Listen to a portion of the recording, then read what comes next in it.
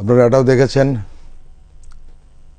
যে জানাজার আগ মুহূর্তে দলের স্থায়ী কমিটির সদস্য নজরুল ইসলাম খান বেগম খালেদা জিয়ার সংক্ষিপ্ত জীবনী পাঠ করে শুনিয়েছেন এবং তিনি কিছুটা আবেগ আপ্লুত হয়ে পড়েছিলেন এবং সেটাই স্বাভাবিক।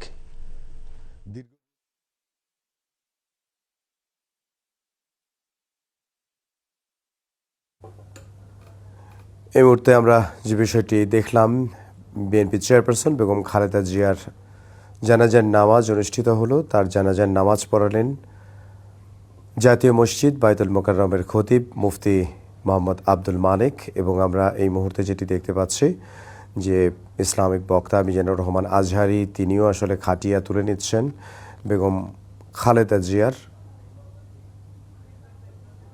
এবং আমরা সেই চিত্রটি দেখতে পাচ্ছি। তিনবারের প্রধানমন্ত্রী, বাংলাদেশের প্রথম নারী প্রধানমন্ত্রী, তার মরদেহ এই মুহূর্তে নিয়ে যাওয়া হবে